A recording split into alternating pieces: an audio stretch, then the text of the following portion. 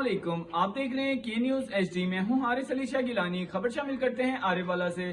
Corona virus की वजह से बंद कॉलेज हुकूमत पंजाब के हुक्म पर खुल गए। मजीद जानते हैं हमारे ब्यूरो चीफ से, जो इस वक्त एक निजी कॉलेज के प्रिंसिपल के साथ मौजूद हैं।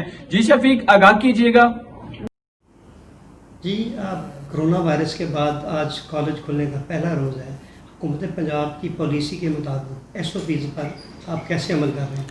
जी अल्हम्दुलिल्लाह, पंजाब जो हमारा पंजाब ग्रुप ऑफ कॉलेजेस जो हमारा कॉलेज है, ये हम जो भी हमें गवर्नमेंट ने ऑफ पंजाब ने पॉलिसीज़ दी हुई हैं उनके मुताबिक हम पूरे SOPs पे अमल कर रहे हैं। जिसमें सबसे पहले जब बच्चा आता है तो हमारे एक डिसइंफेक्शन टनल है, उस टनल में से बच्चा गुज़रता है जिससे वो डिसइंफेक्ट हो जाता है।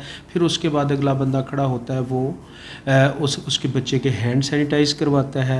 फिर हमारे जो क्लासरूम्स हैं, कॉरिडोर्स हैं, उनके अंदर हमने सैनिटाइज़र्स रखे हुए हैं, तो वहाँ से बच्चे जो हैं उनको डिसइंफेक्ट किया जाता है।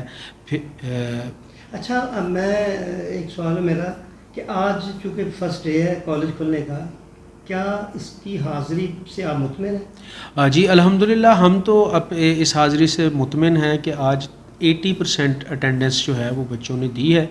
और शुरू में ज़रा थोड़ा सा मेरे ख़्याल में वालिदैन जो हैं वो ज़्यादा इस चीज़ को ले रहे हैं, और ये 1 या 2 3 4 दिन के अंदर अंदर इंशाल्लाह हमारी अटेंडेंस जो है वो 100% हो अच्छा, जाएगी। ये कोरोना वायरस के वाले जो गैप पड़ा है वो एजुकेशन के वाले से, वो किस तरह आप इसको अप्रूव करेंगे या स्टूडेंट कैसे अप्रूव करेंगे इसको? जी, इसके लिए एक तो गवर्नमेंट की पॉलिसी ये चल रही है कि शायद वो सिलेबस जो है उसको रिड्यूस कर दे।